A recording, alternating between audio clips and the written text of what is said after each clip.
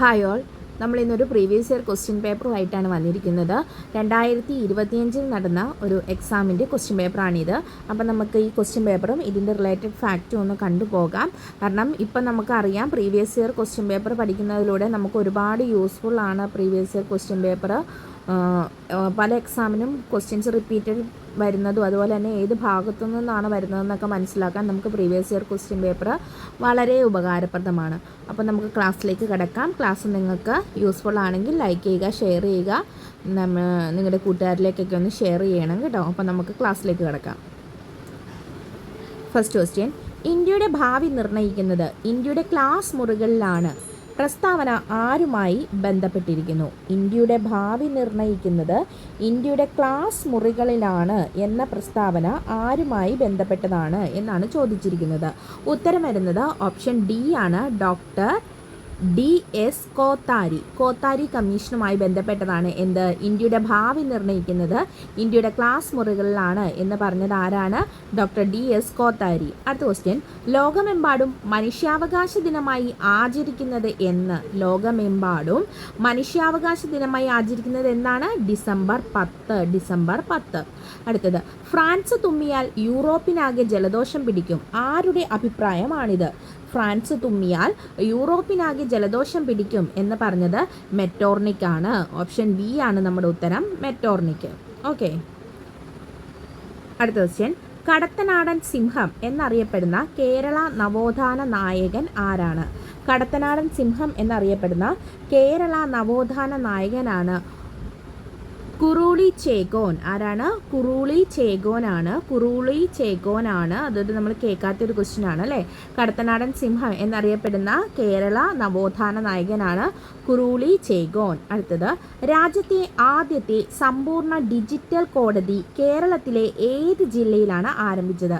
രാജ്യത്തെ ആദ്യത്തെ സമ്പൂർണ്ണ ഡിജിറ്റൽ കോടതി കേരളത്തിലെ ഏത് ജില്ലയിലാണ് ആരംഭിച്ചത്? ഓപ്ഷൻ സി ആണ്, കൊല്ലം ജില്ലയിലാണ്.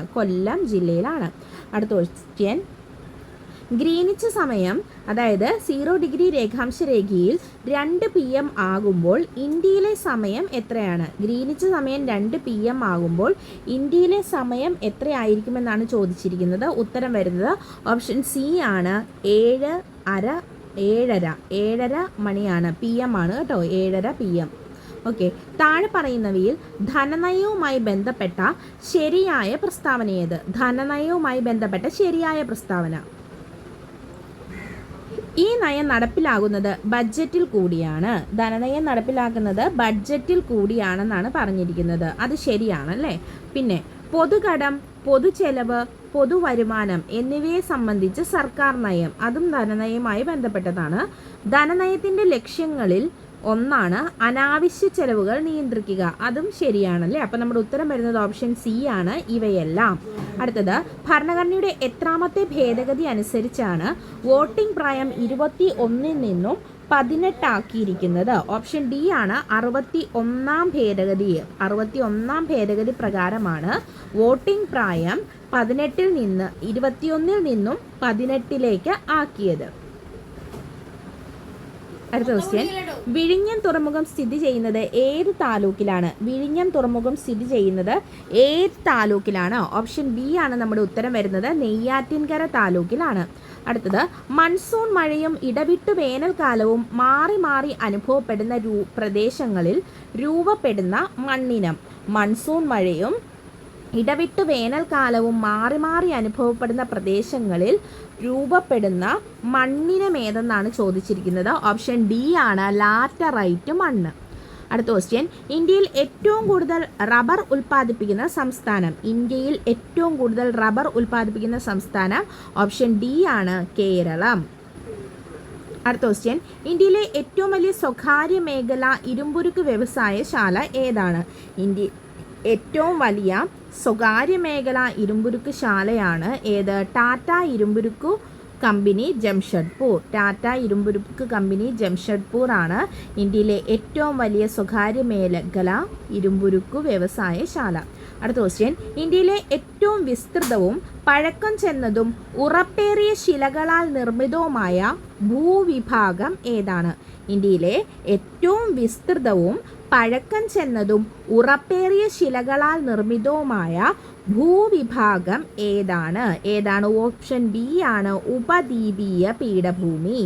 കേരളത്തിൽ കൊല്ലം മുതൽ കോട്ടപ്പുറം വരെയുള്ള പശ്ചിമതീര കനാൽ ഏതാണ്? അത് ദേശീയ ജലപാത 3 ആണ്. ദേശീയ ജലപാത ഇമ്പോർട്ടൻ്റ് ക്വസ്റ്റ്യൻ ആട്ടോ. എല്ലാ പരീക്ഷയ്ക്കും തന്നെ ഒരു ക്വസ്റ്റ്യൻ അവിടെ നിന്ന് കാണാറുണ്ട്. അടുത്ത ക്വസ്റ്റ്യൻ, ഇന്ത്യയുടെ ധാന്യപുര എന്നറിയപ്പെടുന്ന ഏത് ഭൂവിഭാഗത്തെയാണ്? ഇന്ത്യയുടെ ധാന്യപുര എന്നറിയപ്പെടുന്നത് ഓപ്ഷൻ ബി ആണ് ഉത്തര മഹാസമതലം. അടുത്ത ക്വസ്റ്റ്യൻ, ഭൂപ്രതലത്തിൽ നിന്നും ഭൗമോപരിതലത്തിൻ്റെ ചിത്രങ്ങൾ ക്യാമറ ഉപയോഗിച്ച് പകർത്തുന്ന രീതി ഏത് പേരിൽ അറിയപ്പെടുന്നു? ഭൂപ്രതലത്തിൽ നിന്നും ഭൗമോപരിതലത്തിൻ്റെ ചിത്രങ്ങൾ ക്യാമറ ഉപയോഗിച്ച് പകർത്തുന്ന രീതി ഏത് പേരിലാണ് അറിയപ്പെടുന്നത്? ഓപ്ഷൻ എ ആണ് ഭൂതല ഛായാഗ്രഹണം. അടുത്തത്, ഇന്ത്യയുടെ ഏറ്റവും തെക്കേ അറ്റത്തുള്ള സ്ഥലം ഏതാണ്? അത് ഇന്ദിരാ പോയിന്റ് ആണ് അല്ലേ? ഇന്ദിരാ പോയിന്റ്. വടക്കേ അറ്റത്താണെങ്കിലോ ഇന്ദിരാ കോള്, തെക്കേ അറ്റത്ത് ഇന്ദിരാ പോയിന്റ്. അടുത്ത ക്വസ്റ്റ്യൻ, ഇന്ത്യയുടെ കാലാവസ്ഥയെ സ്വാധീനിക്കാത്ത ഘടകം ഏതൊക്കെ? കണ്ടെത്തുക. ഇന്ത്യയുടെ കാലാവസ്ഥയെ സ്വാധീനിക്കാത്ത ഘടകം കണ്ടെത്തുക എന്നാണ് പറഞ്ഞിരിക്കുന്നത്. അക്ഷാംശീയ സ്ഥാനം, പശ്ചിമാസ്വസ്ഥത, ഭൂപ്രകൃതി, സമുദ്ര സാമീപ്യം. ഇതിലേതാണ് ഇന്ത്യയുടെ കാലാവസ്ഥയെ സ്വാധീനിക്കാത്ത ഘടകം? അത് ഓപ്ഷൻ ബി ആണ് പശ്ചിമ അസ്വസ്ഥത. അടുത്ത ക്വസ്റ്റ്യൻ, പടിഞ്ഞാറൻ തീരസമതലവുമായി ബന്ധപ്പെട്ട ശരിയായ പ്രസ്താവനകൾ ഏതാ? ശരിയായ പ്രസ്താവന, താരതമ്യേന വീതി കുറവ്. ശരിയാണ്. പടിഞ്ഞാറൻ തീരസമതലത്തിന് പൂർവ്വ തീരസമതലത്തെ അപേക്ഷിച്ച് വീതി കുറവാണ്. അടുത്തത്, ബംഗാൾ ഉൾക്കടലിനും പൂർവ്വഘട്ടത്തിനും ഇടയിൽ സ്ഥിതി ചെയ്യുന്നു. അത് തെറ്റാണ് അല്ലേ? എവിടെയാണ്? അറബിക്കടലിനോട് ചേർന്ന് അല്ലേ? പശ്ചിമഘട്ടത്തിലാണ് സ്ഥിതി ചെയ്യുന്നത്. ഇനി റാൻ ഓഫ് കച്ച് മുതൽ കന്യാകുമാരി വരെ നീളുന്നു. അത് ശരിയാണല്ലേ? റാൻ ഓഫ് കച്ച് മുതൽ കന്യാകുമാരി വരെ നീളുന്നു എന്നുള്ളത് ശരിയാണ്. വീതി താരതമ്യേന കൂടുതൽ, അത് തെറ്റാണ്. അപ്പോൾ നമ്മുടെ ഉത്തരം വരുന്ന ഏതൊക്കെയാണ്? 1ഉം 3ഉം ആണ് ശരി. താരതമ്യേന വീതി കുറവാണ് പടിഞ്ഞാറൻ തീരസമതലത്തിന്. റാൻ ഓഫ് കച്ച് മുതൽ കന്യാകുമാരി വരെയാണിത് നീളുന്നത്. അടുത്ത ക്വസ്റ്റ്യൻ, ചുവടെ പറയുന്നവയിൽ സാമൂഹിക പരിഷ്കർത്താവായ അയ്യങ്കാളിയുമായി ബന്ധമില്ലാത്തത് ഏതാണ്? കല്ലുമാല സമരത്തിന് നേതൃത്വം നൽകി. ശരിയാണ് അല്ലേ? അയ്യങ്കാളിയാണ് കല്ലുമാല സമരത്തിന് നേതൃത്വം നൽകിയത്. തെക്കേ ഇന്ത്യയിൽ ആദ്യമായി കണ്ണാടി പ്രതിഷ്ഠ നടത്തി. തെറ്റാണ്. അത് അദ്ദേഹവുമായി ബന്ധപ്പെട്ട പ്രസ്താവനയല്ല. പിന്നോക്ക ജാതിക്കാർക്ക് സ്കൂൾ വിദ്യാഭ്യാസം നൽകണമെന്ന് വാദിച്ചു. ശരിയാണ് അല്ലേ? അയ്യങ്കാളിയുമായി ബന്ധപ്പെട്ടതാണ്. പഞ്ചമി എന്ന ദളിത് പെൺകുട്ടിയുടെ കാര്യമൊക്കെ നമ്മൾ പഠിച്ചിട്ടുണ്ട്. അപ്പം നമ്മുടെ ഉത്തരം വരുന്നത് ഏതാണ്? ബന്ധമില്ലാത്തതാണ് ചോദിച്ചിരിക്കുന്നത്. എ ആണ്. ഓപ്ഷൻ എ ആണ് നമ്മുടെ ഉത്തരം വരുന്നത്. 2 മാത്രം. അടുത്ത ക്വസ്റ്റ്യൻ, തിരുക്കൊച്ചി സംസ്ഥാനം രൂപീകൃതമായത് എന്ന്? തിരുക്കൊച്ചി സംസ്ഥാനം രൂപീകൃതമായത് എന്നാണ്? 1949 ജൂലൈ 1. അടുത്ത ക്വസ്റ്റ്യൻ, 1917 ഗാന്ധിജി പങ്കെടുത്ത നീലം കർഷകരുടെ സമരം നടന്ന സ്ഥലം? 1917 ഗാന്ധിജി പങ്കെടുത്ത നീലം കർഷകരുടെ സമരം നടന്നത് എവിടെയാണ്? അത് ചമ്പാരനിലാണ് അല്ലേ? ഓപ്ഷൻ സി ആണ് ചമ്പാരൻ. അടുത്ത ക്വസ്റ്റ്യൻ, ബനാറസ് സംസ്കൃത കോളേജിൻ്റെ സ്ഥാപകൻ ആരാണ്? ഓപ്ഷൻ എ ആണ് ജോനാഥൻ ഡങ്കൻ. അടുത്ത ക്വസ്റ്റ്യൻ, താഴെ പറയുന്നവയിൽ ഗാന്ധി ഇർവിൻ ഉടമ്പടിയുമായി ബന്ധമില്ലാത്തത് ഏതാണ്? ഗാന്ധി ഇർവിൻ ഉടമ്പടിയുമായി ബന്ധം ഇല്ലാത്തതാണ് നമ്മളോട് ചോദിച്ചിരിക്കുന്നത്. നിയമലംഘന പ്രസ്ഥാനം പിൻവലിക്കും. അത് ശരിയാണ്. പ്രവിശ്യകളിലെ ദ്വിഭരണം അവസാനിപ്പിക്കും. അത് തെറ്റാണ്. അടുത്തത്, രാഷ്ട്രീയ തടവുകാരെ മോചിപ്പിക്കും. അതും ശരിയാണ്. അപ്പോൾ ബന്ധമില്ലാത്തതാണ് ചോദിച്ചിരിക്കുന്നത്. അത് ഏതാണ്? 2 ആണ്. അപ്പോൾ നമ്മുടെ ഉത്തരം വരുന്നത് ഓപ്ഷൻ സി ആണ്. അപ്പോൾ ഗാന്ധിയും ഇർവിൻ ഉടമ്പടിയുമായി ബന്ധപ്പെട്ടതാണ് നിയമലംഘന പ്രസ്ഥാനം സംവിധാനം പിൻവലിക്കും, രാഷ്ട്രീയ തടവുകാരെ മോചിപ്പിക്കും എന്ന് പറഞ്ഞത്. അടുത്തത്, സാമൂഹിക പരിഷ്കരണ പ്രസ്ഥാനമായ ആത്മവിദ്യാസംഘം സ്ഥാപിച്ചത് ആരാണ്? ആത്മവിദ്യാസംഘം സ്ഥാപിച്ചത് ആരാണ്? ഓപ്ഷൻ ഡി, വാഗ്ഭടാനന്ദനാണ് നമ്മുടെ ഉത്തരം. 2024 എഴുത്തച്ഛൻ പുരസ്കാരം നേടിയത് ആര്? 2024 എഴുത്തച്ഛൻ പുരസ്കാരം നേടിയത് ആരാണത്? NS മാധവനാണ്. അടുത്ത ക്വസ്റ്റ്യൻ, സാമൂഹ്യ പരിഷ്കരണ പദ്ധതിയായ യോഗ്യശ്രീ അടുത്തിടെ നടപ്പിലാക്കിയ സംസ്ഥാനം. സാമൂഹിക പരിഷ്കരണ പ്രസ്ഥാനമായ യോഗ്യശ്രീ അടുത്തിടെ നടപ്പിലാക്കിയ സംസ്ഥാനമാണ് പശ്ചിമ ബംഗാൾ. അടുത്ത ക്വസ്റ്റ്യൻ, തിരുവിതാംകൂറിൻ്റെ സ്ഥാപകൻ എന്ന് വിളിക്കുന്നത് ആരെയാണ്? തിരുവിതാംകൂറിൻ്റെ സ്ഥാപകൻ എന്ന് വിളിക്കുന്നത് ആരെയാണ്? അത് മാർത്താണ്ഡവർമ്മയാണ് തിരുവിതാംകൂറിൻ്റെ സ്ഥാപകൻ എന്ന് പറയുന്നത്. അടുത്തത്, 2024 സാഹിത്യത്തിനുള്ള നോബൽ സമ്മാനം ലഭിച്ചത് ആർക്കാണ്? 2024 സാഹിത്യത്തിനുള്ള നോബൽ സമ്മാനം ലഭിച്ചത് ആർക്കാണ്? ഓപ്ഷൻ സി ആണ്, ഹാൻ കാങ് ആണ് ഉത്തരം, ഹാൻ കാങ്. അടുത്ത ക്വസ്റ്റ്യൻ, താഴെ പറയുന്നവയിൽ ഇന്ത്യൻ ഭരണഘടനയിൽ നിലവിലുള്ള മൗലിക അവകാശങ്ങളുടെ പട്ടികയിൽ ഉൾപ്പെടാത്തത് ഏതാണ്? മൗലികാവകാശങ്ങളുടെ പട്ടികയിൽ ഉൾപ്പെടാത്തതാണ് ചോദിച്ചിരിക്കുന്നത്. 1, ചൂഷണത്തിനെതിരെയുള്ള അവകാശം. അതെ. സ്വകാര്യ സ്വത്തിനുള്ള അവകാശം അല്ല. മതസ്വാതന്ത്ര്യത്തിനുള്ള അവകാശം ഉണ്ട്. സ്വാതന്ത്ര്യത്തിനുള്ള അവകാശം ഉണ്ട്. അപ്പം മൗലിക അവകാശങ്ങളുടെ പട്ടികയിൽ ഉൾപ്പെടാത്തത് ഏതാണ്? സ്വത്തവകാശം മൗലികാവകാശങ്ങളുടെ പട്ടികയിൽ നിന്നും എടുത്തു മാറ്റിയിട്ടുണ്ട്. ഏത് ഭരണഘടനാ ഭേദഗതിയാണ്? 44-ാം ഭരണഘടനാ ഭേദഗതിയിലൂടെ. അപ്പം നമ്മുടെ മൗലികാവകാശങ്ങളിൽ പെടുന്നത് ചൂഷണത്തിനെതിരെയുള്ള അവകാശം, മതസ്വാതന്ത്ര്യത്തിനുള്ള അവകാശം, സ്വാതന്ത്ര്യത്തിനുള്ള അവകാശം. നമ്മുടെ ഉത്തരം വരുന്നത് ഓപ്ഷൻ ബി ആണ്. അടുത്ത ക്വസ്റ്റ്യൻ, ഇന്ത്യൻ ഭരണഘടനയിൽ മൗലിക കടമകൾ എന്ന ആശയം ഉൾപ്പെടുത്തിയത് ഏത് രാജ്യത്തിൻ്റെ ഭരണഘടനയിൽ നിന്നാണ്? മൗലിക കടമകൾ എന്ന ആശയം ഏത് രാജ്യത്തിൻ്റെ ഭരണഘടനയിൽ നിന്നാണ് ഉൾപ്പെടുത്തിയിരിക്കുന്നത് എന്നാണ് ചോദിച്ചിരിക്കുന്നത്. ഓപ്ഷൻ എ ആണ്, സോവിയറ്റ് യൂണിയൻ. അടുത്ത ക്വസ്റ്റ്യൻ, താഴെ പറയുന്നവയിൽ ഇന്ത്യയുടെ ദേശീയ ഗാനവുമായി ബന്ധപ്പെട്ട് തെറ്റായ പ്രസ്താവന അല്ലെങ്കിൽ പ്രസ്താവനകൾ ഏതെല്ലാം? ഇന്ത്യയുടെ ദേശീയ ഗാനവുമായി ബന്ധപ്പെട്ട് തെറ്റായ പ്രസ്താവനകളാണ് ചോദിച്ചിരിക്കുന്നത്. തെറ്റാണ് നമ്മളോട് ചോദിച്ചിരിക്കുന്നത്. ഒന്നാമത്തെ പ്രസ്താവന, ദേശീയ ഗാനം ജനഗണമനയുടെ ദൈർഘ്യം ഏകദേശം 51 സെക്കൻഡാണ്. തെറ്റാണല്ലേ? എത്രയാണ്? 52 സെക്കൻഡാണ് ഉത്തരം. അപ്പോൾ ഇത് തെറ്റാണ്. അടുത്തത്, ഇന്ത്യൻ നാഷണൽ കോൺഗ്രസിൻ്റെ 1911 കൊൽക്കത്ത സമ്മേളനത്തിൽ ജനഗണമന ആദ്യമായി ആലപിച്ചത് മാലിനി ചൗധരിയാണ്. ഇപ്പോൾ രണ്ടാമത്തെ സ്റ്റേറ്റ്മെൻറ്റും എന്താണ്? തെറ്റാണല്ലേ? ഇന്ത്യൻ നാഷണൽ കോൺഗ്രസിൻ്റെ 1911 കൊൽക്കത്ത സമ്മേളനത്തിൽ ജനഗണമന ആദ്യമായി ആലപിച്ചത് മാലിനി ചൗധരി അല്ല. ആരാണ്? അത് സരള ദേവി ചൗധരിയാണ്. ആരാണ്? സരള ദേവി ചൗധരിയാണ്, മാലിനി അല്ല കേട്ടോ. അപ്പോൾ അതെന്താണ്? നോബൽ സമ്മാന ജേതാവായ ബംഗാളി കവി ബങ്കിം ചന്ദ്ര ചാറ്റർജിയുടെ കവിതയിലെ വരികളാണ് ദേശീയ ഗാനത്തിൽ ഉൾപ്പെടുത്തിയിരിക്കുന്നത്. ശരിയാണോ? അല്ല. ആരുടെയാണ്? രവീന്ദ്രനാഥ ടാഗോറിൻ്റെയാണ് അല്ലേ? ബങ്കിം ചന്ദ്ര ചാറ്റർജി അല്ല, രവീന്ദ്രനാഥ ടാഗോറാണ്. അപ്പോൾ 3ഉം തെറ്റാണ്. അപ്പം നമ്മുടെ 3 പ്രസ്താവനയും തെറ്റാണ്. ഓപ്ഷൻ ഡി ആണ് നമ്മുടെ ഉത്തരമായിട്ട് വരുന്നത്. അടുത്തത്, ഇന്ത്യയിലെ മുഖ്യ വിവരാവകാശ കമ്മീഷണറെ നിയമിക്കുന്നത് ആര്? ഇന്ത്യയിലെ മുഖ്യ വിവരാവകാശ കമ്മീഷണറെ നിയമിക്കുന്നത് ആരാണ്? ഓപ്ഷൻ എ ആണ്, രാഷ്ട്രപതി. അടുത്ത ക്വസ്റ്റ്യൻ, താഴെ പറയുന്നവയിൽ ദേശീയ മനുഷ്യാവകാശ കമ്മീഷനുമായി ബന്ധപ്പെട്ട ശരിയായ പ്രസ്താവന അല്ലെങ്കിൽ പ്രസ്താവനകൾ ഏത്? ശരിയായതാണ് ചോദിച്ചിരിക്കുന്നത്. 1933 protection of human rights act അനുസരിച്ചാണ് ദേശീയ മനുഷ്യാവകാശ കമ്മീഷൻ നിലവിൽ വന്നത്. അത് ശരിയായിട്ടുള്ള പ്രസ്താവനയാണ്. 1993 കേട്ടോ, സോറി ഞാൻ 33 എന്നാണ് പറഞ്ഞത്. 1993 protection of human rights act അനുസരിച്ചാണ് ദേശീയ മനുഷ്യാവകാശ കമ്മീഷൻ നിലവിൽ വന്നത്. അത് ശരിയാണ്. അടുത്തത്, ദേശീയ മനുഷ്യാവകാശ കമ്മീഷൻ അധ്യക്ഷൻ കാലാവധി 3 വർഷമോ അല്ലെങ്കിൽ 65 വയസ്സ് തികയുന്നവരെയോ ഏതാണോ നേരത്തെ ഉള്ളത് അതായിരിക്കും. ഇപ്പോൾ രണ്ടാമത്തെ ഓപ്ഷൻ എന്താണ്? അത് തെറ്റാണ് അല്ലേ? അടുത്തത്, ദേശീയ മനുഷ്യാവകാശ കമ്മീഷൻ്റെ ആസ്ഥാനം ന്യൂഡൽഹിയിലാണ്. അത് ശരിയാണ്. അപ്പം നമ്മുടെ ഉത്തരം വരുന്നത് ഓപ്ഷൻ സി ആണ്. അടുത്ത ക്വസ്റ്റ്യൻ, ഇന്ത്യൻ ഭരണഘടനയിലെ ചില വകുപ്പുകളും അവയുടെ വിവരണവും നൽകിയിരിക്കുന്നു. ചേരുംപടി ചേർക്കുക. ഇന്ത്യൻ ഭരണഘടനയിലെ ചില വകുപ്പുകളും അവയുടെ വിവരണവുമാണ് നമുക്ക് നൽകിയിരിക്കുന്നത്. അപ്പോൾ അത് ചേരുംപടി ചേർക്കാനാണ് നമ്മളോട് പറഞ്ഞിരിക്കുന്നത്.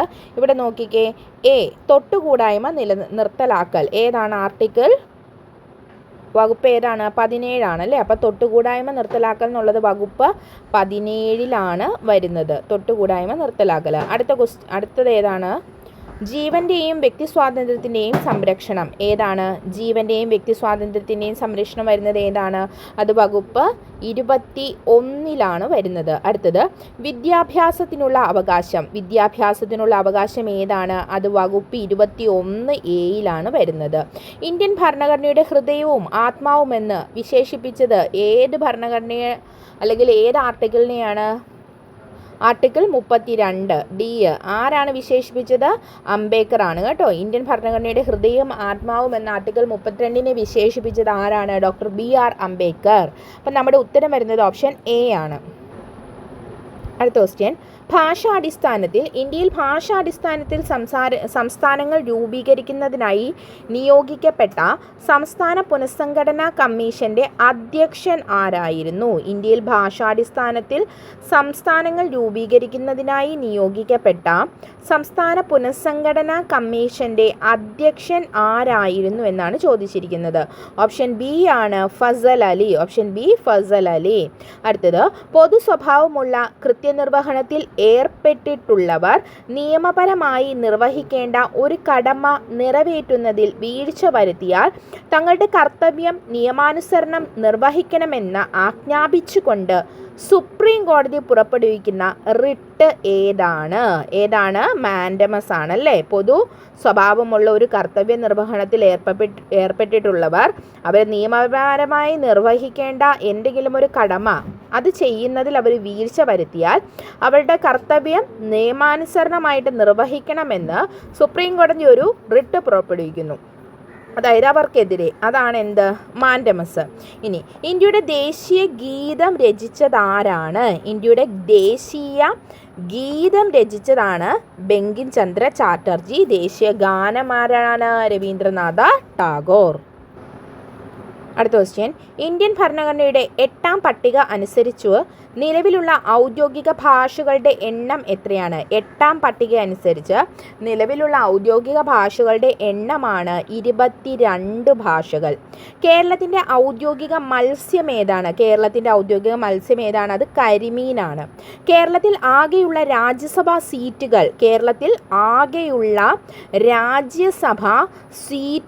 എത്രയാണെന്നാണ് ചോദിച്ചിരിക്കുന്നത്. 9 നമുക്ക് മാറിപ്പോകരുത്, 12, 9 നമുക്ക് കൺഫ്യൂഷൻ വരും. രാഷ്ട്രപതിക്ക് നാമനിർദ്ദേശം ചെയ്യാൻ പറ്റുന്ന ആളുകളുടെ എണ്ണമാണ് 12. രാഷ്ട്രപതിക്ക് നാമനിർദ്ദേശം ചെയ്യാൻ പറ്റുന്ന ആളുകളുടെ എണ്ണം 12. അതുപോലെ തന്നെ കേരളത്തിലെ ആകെയുള്ള രാജ്യസഭാ സീറ്റുകളുടെ എണ്ണം എത്രയാണ്, 9. ലോകസഭാ സീറ്റ് എത്രയാണ്, അത് 20. രാജ്യസഭാ സീറ്റാണെങ്കിൽ അത് 9. ഓക്കെ. അടുത്ത ക്വസ്റ്റ്യൻ, കേരള സംസ്ഥാന വൈദ്യുത വകുപ്പ് മന്ത്രി ആരാണ് വൈദ്യുത വകുപ്പ് കൈകാര്യം ചെയ്യുന്നത്, കെ കൃഷ്ണൻകുട്ടി. ഓപ്ഷൻ ബി ആണ് നമ്മുടെ ഉത്തരം. ഇനി റോഷി അഗസ്റ്റിൻ ആണെങ്കിലോ, റോഷി അഗസ്റ്റിൻ ജലവിഭവമാണ്. അതുപോലെ തന്നെ പി രാജീവിൻ്റെ ഏത് വകുപ്പാണ് പി രാജീവ് കൈകാര്യം ചെയ്യുന്നത്, വ്യവസായം, അതുപോലെ തന്നെ നിയമം, ഈ വകുപ്പുകളാണ്. പിന്നെ അടുത്തതാണ് പി പ്രസാദിൻ്റെ വകുപ്പ് ഏത് വകുപ്പാണ് പി പ്രസാദ് കൈകാര്യം ചെയ്യുന്നത്, അത് കൃഷി വകുപ്പാണ് അല്ലേ. പി പ്രസാദ് കൃഷി വകുപ്പ്, റോഷി അഗസ്റ്റിൻ ജലവിഭവം, പി രാജീവ് വ്യവസായം അല്ലെങ്കിൽ നിയമവകുപ്പ്, കെ കൃഷ്ണൻകുട്ടി സംസ്ഥാന വൈദ്യുതി വകുപ്പ്. അതുപോലെ തന്നെ നമുക്ക് മലക്കി നോക്കാം. ഭക്ഷ്യം GR അനിലാണ്. വനം AK ശശീന്ദ്രൻ. അതുപോലെ റവന്യൂ വകുപ്പ് ആര് കൈകാര്യം ചെയ്യുന്നു, K രാജനാണ് അല്ലേ. ദെൻ ഉന്നത വിദ്യാഭ്യാസമാണെങ്കിൽ R ബിന്ദു. ഫിഷറീസ് സാംസ്കാരികം എപ്പോഴും ചോദിക്കുന്നതാണ് അല്ലേ, സജി ചെറിയാൻ. ദെൻ ആരോഗ്യം ആരാണ്, വീണ ജോർജ്. പൊതുമരാമത്ത് ടൂറിസം അതൊക്കെ മന്ത്രി മുഹമ്മദ് റിയാസ് ആണ്. പിന്നെ ഗതാഗത വകുപ്പ് ഇപ്പോൾ ആരാ കൈകാര്യം ചെയ്യുന്നത്, അത് ബി ഗണേഷ് കുമാർ. തദ്ദേശം excise MB Govindan master. And അടുത്തത് നമ്മുടെ പൊതുവിദ്യാഭ്യാസം തൊഴിൽ ആരാണ്, വി ശിവൻകുട്ടി. ദേവസ്യം ആരാണ്, ദേവസ്യം K രാധാകൃഷ്ണൻ. ഓക്കെ, രാധാകൃഷ്ണൻ മാറിയില്ലേ, വേറൊരാളാണല്ലോ ഇപ്പോഴത്തെ നമ്മുടെ ദേവസ്വം വകുപ്പ് മന്ത്രി. ആരാണ് ദേവസ്വം വകുപ്പ് മന്ത്രി, ഇപ്പം ഇപ്പോഴത്തെ ദേവസ്വം മന്ത്രി നമ്മുടെ രാധാകൃഷ്ണ മാറിയിട്ടുണ്ട്. ഇപ്പം നമ്മുടെ ദേവസ്വം മന്ത്രി ആയിട്ടിരിക്കുന്നത് ആരാണ്? ഇപ്പോഴത്തെ ദേവസ്വം മന്ത്രി VN വാസവനാണ് കേട്ടോ. ഇപ്പോഴത്തെ കേരള ദേവസ്വം മന്ത്രി എന്ന് പറയുന്നത് VN വാസവനാണ്, മാറിയിട്ടുണ്ട് കേട്ടോ. ഇനി അടുത്ത ക്വസ്റ്റ്യൻ, കേരളത്തിൽ കിഴക്കോട്ടൊഴുകുന്ന നദികളുടെ എണ്ണം എത്രയാണ്? കേരളത്തിൽ കിഴക്കോട്ടൊഴുകുന്ന നദികളുടെ എണ്ണം എത്രയാണ്? ഓപ്ഷൻ സി ആണ്, 3 നദികളാണ് കിഴക്കോട്ടൊഴുകുന്നത്. മാറിപ്പോകരുത്, കിഴക്കും പടിഞ്ഞാറും. കേരളത്തിൽ കിഴക്കോട്ടൊഴുകുന്ന നദികളുടെ എണ്ണം 3 ആണ്. കേരളത്തിലെ ഏറ്റവും വലിയ ജലസേചന പദ്ധതി ഏതാണ്? കേരളത്തിലെ ഏറ്റവും വലിയ ജലസേചന പദ്ധതിയാണ് കല്ലട. ഓപ്ഷൻ ഡി ആണ്, കല്ലട. അടുത്ത ക്വസ്റ്റ്യൻ, സൈലന്റ് വാലി സ്ഥിതി ചെയ്യുന്ന ജില്ല ഏതാണ്? സൈലന്റ് വാലി സ്ഥിതി ചെയ്യുന്ന ജില്ല ഏതാണ്? ഓപ്ഷൻ ബി ആണ്, പാലക്കാട് ജില്ലയിലാണ് സൈലന്റ് വാലി സ്ഥിതി ചെയ്യുന്നത്. ഓപ്ഷൻ ബി ആണ്. അടുത്ത ക്വസ്റ്റ്യൻ, കേരള സംസ്ഥാന കായിക വകുപ്പ് മന്ത്രി ആരാണ്? കേരള സംസ്ഥാന കായിക വകുപ്പ് കൈകാര്യം ചെയ്യുന്നത് വി അബ്ദുറഹ്മാൻ ആണ്. അടുത്ത ക്വസ്റ്റ്യൻ, ചട്ടമ്പി സ്വാമികൾ ജനിച്ച കേരളത്തിലെ ജില്ല ഏതാണ്?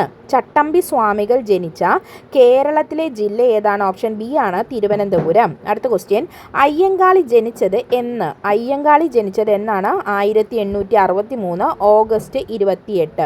1863 ഓഗസ്റ്റ് 28. അടുത്ത ക്വസ്റ്റ്യൻ, ഇ വി രാമസ്വാമി നായ്ക്കർ സ്മാരകം സ്ഥിതി ചെയ്യുന്നത് എവിടെ? ഇ വി രാമസ്വാമി നായ്ക്കർ സ്മാരകം സ്ഥിതി ചെയ്യുന്നത് എവിടെയാണ്? Option A, Vaikom. ഏത് സത്യാഗ്രഹവുമായി ബന്ധപ്പെട്ട? വൈക്കം സത്യാഗ്രഹം. താഴെ പറയുന്നവരിൽ വേറിട്ടു നിൽക്കുന്ന സാമൂഹിക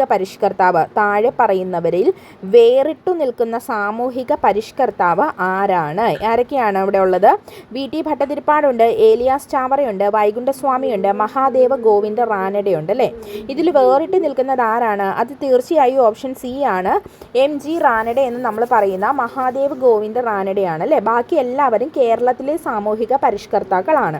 അടുത്ത ക്വസ്റ്റ്യൻ, സംസ്ഥാന പുനഃസംഘടനാ കമ്മീഷനിൽ അംഗമായിരുന്ന മലയാളി ആരാണ്?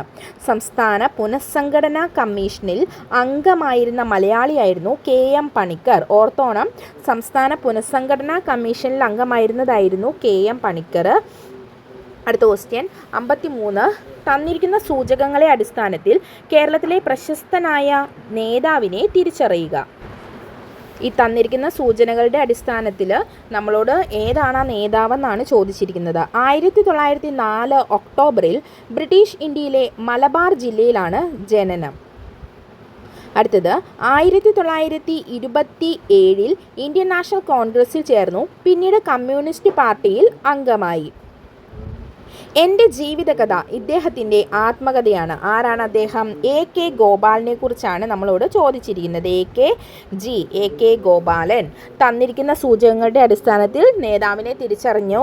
ഏതാണ്? AK ഗോപാലനാണ്. 1904 ഒക്ടോബറിൽ ബ്രിട്ടീഷ് ഇന്ത്യയിലെ മലബാറിലാണ് അദ്ദേഹം ജനിക്കുന്നത്.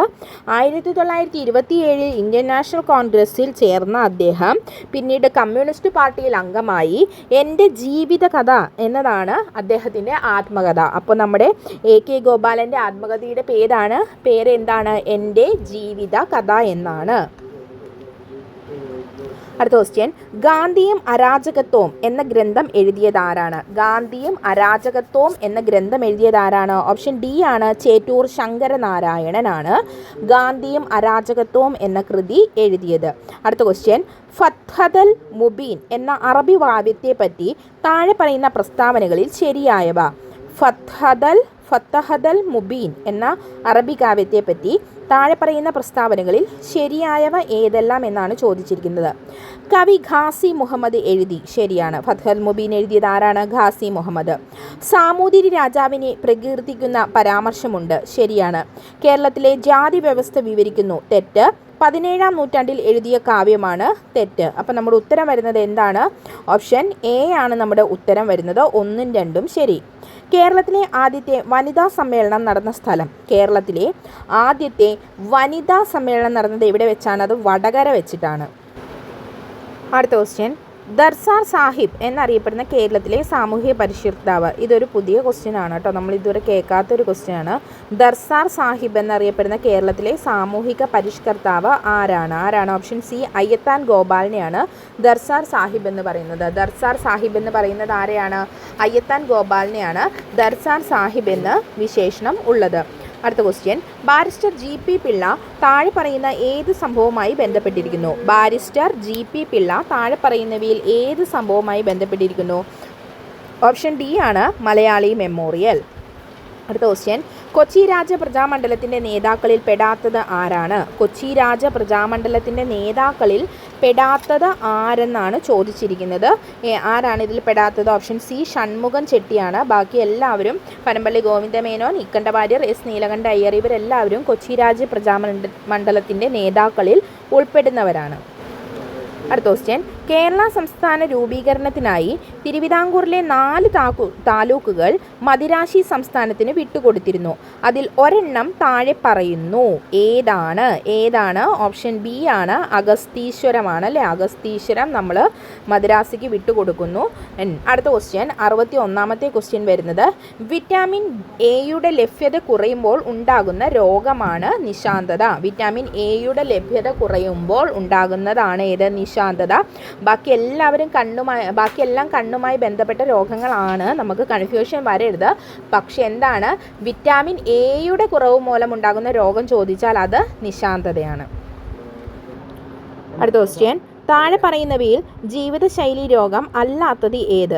ജീവിതശൈലി രോഗം അല്ലാത്തത് ഏതെന്നാണ് ചോദിച്ചിരിക്കുന്നത്. ഏതാണ്? ഹീമോഫീലിയാണ് ജീവിതശൈലി രോഗം അല്ലാത്തത്. ബാക്കിയെല്ലാം എന്താണ്? പ്രമേഹം, ഫാറ്റി ലിവർ, പക്ഷാഘാതം ഇവയെല്ലാം ജീവിതശൈലി രോഗങ്ങളാണ്. അടുത്ത ക്വസ്റ്റ്യൻ, നിശബ്ദ വസന്തം എന്ന പുസ്തകത്തിൻ്റെ രചയിതാവ്. ഇതൊരു ഇമ്പോർട്ടൻറ്റ് ക്വസ്റ്റ്യൻ ആണ് കേട്ടോ, എല്ലാ പരീക്ഷയ്ക്കും തന്നെ ഇത് ചോദിക്കാറുണ്ട്. നിശബ്ദ വസന്തം, സൈലന്റ് സ്പ്രിങ് ആരുടെയാണ്? റേച്ചൽ കഴ്സൻ്റെയാണ് സൈലന്റ് സ്പ്രിങ്. അടുത്ത ക്വസ്റ്റ്യൻ, താഴെ പറയുന്നവയിൽ വന്യജീവി സങ്കേതത്തിന് ഉദാഹരണം ഏത്? വന്യജീവി സങ്കേതത്തിന് ഉദാഹരണം ഏതാണ്? അത് ഓപ്ഷൻ എ ആണ്, പെരിയാറാണ് അല്ലേ. അടുത്ത ക്വസ്റ്റ്യൻ, മനുഷ്യ ശരീരത്തിലെ ഏറ്റവും കാഠിന്യമുള്ള പദാർത്ഥം ഏതാണ്? മനുഷ്യ ശരീരത്തിലെ ഏറ്റവും കാഠിന്യമുള്ള പദാർത്ഥമാണ് ഓപ്ഷൻ ബി ഇനാമലാണ് കേട്ടോ. ഏതിനം ശ്വേതരക്താണുക്കളുടെ ജനിതക സംവിധാനം ഉപയോഗിച്ചാണ് എയ്ഡ്സിന് കാരണമായ HIV വൈറസ് പെരുകുന്നത്? ഏതിനം ശ്വേതരക്താണുക്കളുടെ ജനിതക സംവിധാനം ഉപയോഗിച്ചാണ് എയ്ഡ്സിന് കാരണമായ HIV വൈറസ് പകരുന്നതെന്ന് ചോദിച്ചാൽ അത് ഓപ്ഷൻ സി ആണ്, ലിംഫോസൈറ്റുകൾ. അടുത്ത ക്വസ്റ്റ്യൻ, മനുഷ്യ ശരീരത്തിൽ യൂറിയയുടെ നിർമ്മാണം നടക്കുന്നത് എവിടെയാണ്? മനുഷ്യ ശരീരത്തിൽ യൂറിയയുടെ നിർമ്മാണം നടക്കുന്നത് എവിടെയാണ്? ഓപ്ഷൻ എ ആണ്, കരൾ. കേരള കാർഷിക സർവകലാശാല വികസിപ്പിച്ചെടുത്ത പാവലിൻ്റെ ഇനം ഏതാണ്? കേരള കാർഷിക സർവകലാശാല വികസിപ്പിച്ചെടുത്ത പാവലിൻ്റെ ഇനം ഏതാണ്? ഓപ്ഷൻ ഡി ആണ്, പ്രിയങ്ക. അടുത്ത ക്വസ്റ്റ്യൻ, അന്താരാഷ്ട്ര ചെറുധാന്യ വർഷമായി ആഘോഷിച്ച വർഷം ഏത് വർഷമാണ്? ഓപ്ഷൻ സി 2023 ആണ്. അടുത്ത ക്വസ്റ്റ്യൻ, സർക്കാർ പൊതുജനാരോഗ്യ പദ്ധതിയായ കാരുണ്യ ആരോഗ്യ സുരക്ഷാ പദ്ധതി പ്രകാരം ദരിദ്രരും ദുർബലരുമായ കുടുംബങ്ങൾക്ക് ചികിത്സയ്ക്കായി പ്രതിവർഷം അനുവദിച്ചിട്ടുള്ള തുക എത്രയാണ്? ഓപ്ഷൻ ബി ആണ്, 5 ലക്ഷം രൂപയാണ് കാരുണ്യ ആരോഗ്യ സുരക്ഷാ പദ്ധതി വഴി നൽകുന്നത്. അടുത്ത ക്വസ്റ്റ്യൻ, പ്രവൃത്തി സംഭവിക്കുന്ന ചില സന്ദർഭങ്ങൾ നൽകിയിരിക്കുന്നു. പ്രവൃത്തി സംഭവിക്കുന്ന ചില സന്ദർഭങ്ങൾ നൽകിയിരിക്കുന്നു.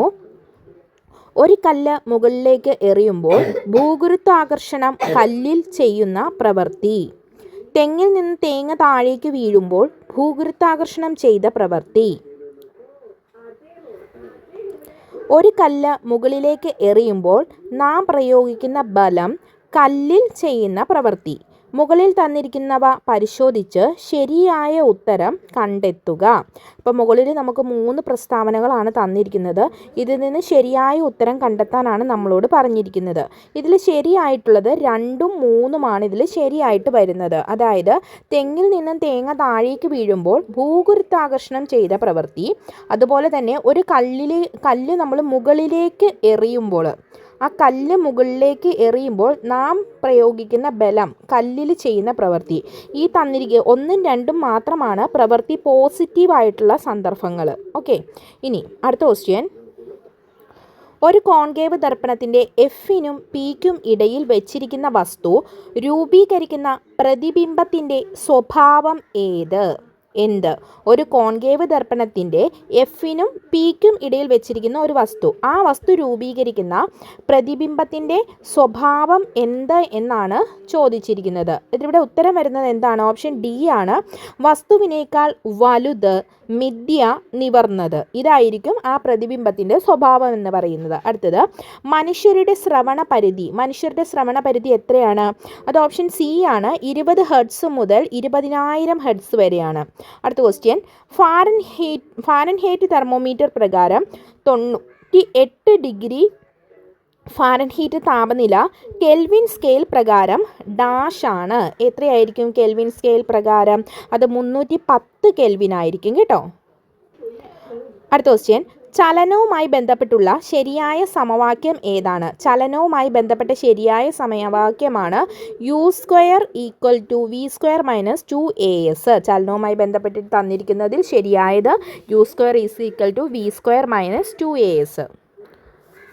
അടുത്ത ക്വസ്റ്റ്യൻ, ഒരു പെട്രോൾ കാറിൽ നടക്കുന്ന പ്രധാന ഊർജ പരിവർത്തനം തിരഞ്ഞെടുക്കുക. ഒരു പെട്രോൾ കാറിൽ നടക്കുന്ന പ്രധാന ഊർജ പരിവർത്തനം എന്താണ്? അവിടെ രാസോർജം ഗതികോർജമായിട്ട് കൺവേർട്ട് ചെയ്യുന്നു. രാസോർജം ഗതികോർജമാറുന്നു. എങ്ങനെ? ഒരു പെട്രോൾ കാറിൽ നടക്കുന്ന ഊർജ പരിവർത്തനമാണ് രാസോർജം ഗതികോർജമാകുന്നു. അടുത്തത്, സൂര്യഗ്രഹണത്തിനു കാരണമാകുന്ന ശരിയായ ക്രമീകരണം കണ്ടെത്തുക. സൂര്യഗ്രഹണത്തിന് കാരണം, സൂര്യഗ്രഹണം നടക്കുമ്പോൾ എങ്ങനെയാണ് വരുന്നത്? ഭൂമിക്കും സൂര്യനും ഇടയിൽ ആര് വരുന്നു? ചന്ദ്രൻ വരുന്നു. അപ്പോഴാണ് സൂര്യഗ്രഹണം സംഭവിക്കുന്നത്. ഭൂമിക്കും സൂര്യനും ഇടയിൽ ആര് വരും? ചന്ദ്രൻ വരും. അടുത്ത ക്വസ്റ്റ്യൻ, ഹൈഡ്രജൻ്റെ ഗുണങ്ങളുമായി ബന്ധപ്പെട്ട് ചില പ്രസ്താവനകൾ തന്നിരിക്കുന്നു. ഹൈഡ്രജൻ നിറമോ മണമോ ഇല്ല. ഹൈഡ്രജന് നിറമോ മണമോ ഇല്ല. ഹൈഡ്രജൻ ജലത്തിൽ ലയിക്കുന്നു. ഹൈഡ്രജൻ ദ്വയാറ്റോമിക തന്മാത്രകളായിട്ടാണ് കാണപ്പെടുന്നത്. ഈ പ്രസ്താവനകൾ പരിശോധിച്ച് ശരിയാണ് കണ്ടെത്തേണ്ടത്. ഹൈഡ്രജന് നിറമോ മണമോ ഇല്ല, ശരിയാണ്. ഹൈഡ്രജൻ ജലത്തിൽ ലയിക്കുന്നു. ഹൈഡ്രജൻ ജലത്തിൽ ലയിക്കുവോ? ഇല്ല. ഹൈഡ്രജൻ ഒരു ദ്വയാറ്റോമിക തന്മാത്രകളായിട്ടാണ് കാണപ്പെടുന്നത്. ഹൈഡ്രജൻ ദ്വയാറ്റോമിക തന്മാത്രകളായിട്ടാണ് കാണപ്പെടുന്നത് എന്നുള്ളത് ശരിയാണ്. അപ്പോൾ നമ്മുടെ ഉത്തരം വരുന്നത് സി ആണ്. തന്നിരിക്കുന്നവയിൽ 2 മാത്രമാണ് തെറ്റായിട്ടുള്ളത്. അടുത്ത ക്വസ്റ്റ്യൻ, താഴെ തന്നിരിക്കുന്നവയിൽ നിന്നും ഐസോട്ടോപ്പുകളുമായി ബന്ധപ്പെട്ട ശരിയായ പ്രസ്താവന കണ്ടെത്തുക. ഒരേ മാസ് നമ്പറും ഐസോടോപ്പാണ് കേട്ടോ ചോദിച്ചിരിക്കുന്നത്. ഐസോടോപ്പുകളെ കുറിച്ചാണ് നമ്മളോട് ചോദിച്ചിരിക്കുന്നത്. ഒരേ മാസ് നമ്പരും വ്യത്യസ്ത ആറ്റോമിക നമ്പരുമുള്ള ആറ്റങ്ങളാണ് ഐസോടോപ്പുകൾ. ശരിയാണോ? അല്ല. വ്യത്യസ്ത മാസ് നമ്പരും ഒരേ ആറ്റോമിക നമ്പരുമുള്ള ഒരേ മൂലകത്തിൻ്റെ വ്യത്യസ്ത ആറ്റങ്ങളാണ് ഐസോടോപ്പുകൾ. അത് ശരിയാണല്ലേ? വ്യത്യസ്ത മാസ് നമ്പറും ഒരേ ആറ്റോമിക നമ്പറും. അവിടെ മാസ് നമ്പർ ഐസോടോപ്പ് എന്ന് പറയുമ്പോൾ എന്താണ്? അവിടെ മാസ് നമ്പർ വ്യത്യാസമായിരിക്കും, ആറ്റോമിക നമ്പർ സെയിം ആയിരിക്കും. ഇങ്ങനെയുള്ളതാണ് എന്ത്? ഐസോടോപ്പുകൾ. അപ്പോൾ ഉത്തരം ഓപ്ഷൻ ബി ആണ് കേട്ടോ. അടുത്ത ക്വസ്റ്റ്യൻ, ആറ്റോമിക സംഖ്യ 8 മൂലകമാണ്. ആറ്റോമിക സംഖ്യ 8 മൂലകം ഏതാണ്? ഓപ്ഷൻ ഡി ആണ്, ഓക്സിജൻ ആണ് കേട്ടോ. അപ്പോൾ ഇന്ന് പ്രീവിയസ് ഇയർ ആയിട്ടുള്ള ഒരു ക്വസ്റ്റ്യൻ പേപ്പറിലെ ഈ 2025 നടന്ന ഒരു തന്നെ പരീക്ഷയുടെ ക്വസ്റ്റ്യൻ പേപ്പറാണ്. ഇതിലെ 80 മാർക്കിൻ്റെ ക്വസ്റ്റ്യൻസാണ് നമ്മളിപ്പോൾ പരിചയപ്പെട്ടത്. ഇനിയുള്ള 20 മാർക്ക് എന്ന് പറഞ്ഞാൽ അത് മാത്സ് ആണ്. അത് നമുക്ക് അടുത്ത ക്ലാസ്സിൽ ചെയ്യാം. അപ്പോൾ അടുത്ത ദിവസം നമ്മൾ വീണ്ടും ഒരു ക്വസ്റ്റ്യൻ പേപ്പറായിട്ട് വരും. അതുപോലെ തന്നെ നമ്മൾ അസിസ്റ്റൻറ്റ് പ്രിസൺ ഓഫീസർ എക്സാമിനുള്ള നോട്ടിഫിക്കേഷൻ വന്നിട്ടുണ്ട്. ഒക്ടോബർ 15 അതിൻ്റെ ലാസ്റ്റ് ഡേറ്റ്. അപ്പം അയക്കാൻ പറ്റുന്നവരെല്ലാം അയക്കുക. നമ്മൾ ഇന്നു മുതൽ അസിസ്റ്റൻറ്റ് പ്രിസൺ ഓഫീസർക്ക് വേണ്ടിയിട്ട് നമ്മൾ ഒരു സ്റ്റഡി പ്ലാൻ തയ്യാറാക്കി നമ്മൾ ഇന്നു മുതൽ ഒരു ക്ലാസ് സ്റ്റാർട്ട് ചെയ്യുന്നതായിരിക്കും.